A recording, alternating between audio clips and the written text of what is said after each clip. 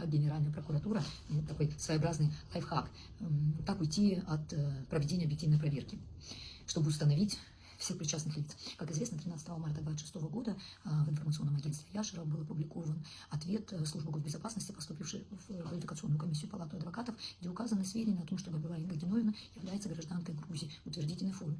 Однако в этом документе имелась такая пометка ДСП. Это документ, то есть может быть только использован для служебного пользования. Фактически это такая исключительно оперативная информация, которая никакого доказательственного назначения не имеет. В противном случае нужно было бы передавать все-таки документы, подтверждающие эту информацию. В этой части я, увидев такой ответ, я инициировала судебное разбирательство со службой госбезопасности, и в этой части будем мы с ними разбираться. Но так как этот документ был опубликован в интернет-пространстве, в следующий же рабочий день, 16 марта, я обратилась в службу госбезопасности, не в службу госбезопасности, а в Генеральную прокуратуру с заявлением о распространении сведений с пометкой ДСП службы госбезопасности. Абсолютно логично, что необходимо изъять в первую очередь, истребовать вот этот документ, который регулирует порядок оборота документов с отметкой ДСП, секретно, как они используются, в каком, куда они могут быть переданы и так далее. Генеральная прокуратура в этой части, по крайней мере в документе, в резолютивном, который они не дают, там вообще нет слова о том, что такое документ, который содержит в себе такую отметку ДСП и так далее. Ладно, они проводят проверку. Из 4 сотрудников Палаты адвокатов, которые являются членом квалификационной комиссии, допрашивают только одного и считают этого достаточно, но по истечении максимального срока проверки, 60 суток, даже там получается, я подала 16 марта, 18 мая мне дали ответ о том, что отказываем в возбуждении уголовного дела в отношении Ахиба Марианы Астамуровны. Это то лицо, которое в ходе процессуальной проверки было установлено, которое распространило сведения, поступившие в Палату адвокатов. В отношении нее отказывают по статье 132 Уголовного кодекса Республики Абхазия. 132 статья, это называется так, кстати, нарушение неприкосновенности частной жизни. Аргументирует о том, что сведения о гражданстве не являются сведениями о частной жизни. Однако, то есть такой лайфхак теперь. То есть если вы не хотите провести объективную проверку, установите, что состава преступления нет по той статье, по которой вы придумали сами. Вы решили сами проводить проверку. Я хочу обратить внимание, что я не писала заявление о том, что были распространены сведения, которые затрагивают мою частную жизнь и так далее. Это является неприкосновенностью моей частной жизни. Абсолютно нет. Я писала заявление, где просила установить первый момент, кто распространил, второй, как документ с пометкой ДСП, грифом ДСП со службы госбезопасности мог выйти за пределы этой службы, и как документ, который рассматривался на закрытом заседании квалификационной комиссии Палаты адвокатов, мог выйти за пределы заседания квалификационной комиссии, закрытого заседания, и распространен. То есть, в принципе-то, по мне так, это два ответственных субъекта. Первый субъект – это служба госбезопасности, которые передали непосредственно в лице председателя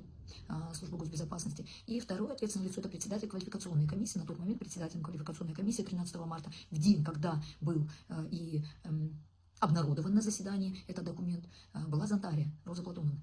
И у меня вопросы к этим лицам, к председателю, который передал документ с пометкой ДСП, и к председателю СКБ, и к председателю квалификационной комиссии Зантарии, коим образом и по какому праву копия такого документа могла быть передана постороннему лицу, гражданке Ахиба, которая даже не является участником, не должна была быть участником заседания по той причине, что Палата адвокатов так утверждала о том, что не по жалобе Ахиба было возбуждено дисциплинарное производство. А если не по жалобе Ахиба, то она никто. Они прям утверждали, что дисциплинарное производство в отношении Габилая было возбуждено по исключительному праву председателя Палаты адвокатов на тот момент Чагала.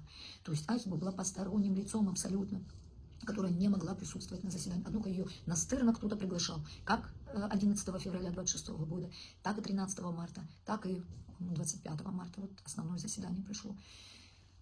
И Генеральная прокуратура проводила долго, тщательно проверку.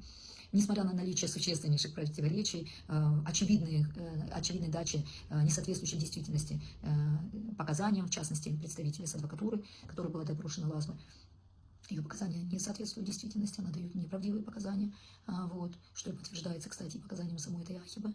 И я утверждаю и представлю доказательства, если вам они нужны, что Зантария не предупреждала присутствующих о том, что сведения, которые будут оглашены в заседании, в закрытом заседании квалификационной комиссии, не могут быть распространены. Это логично, они бы и не имели бы права отдать копию. Представьте, они как ксерокопировали документы с грифом ДСП и дали некой гражданке Ахиба.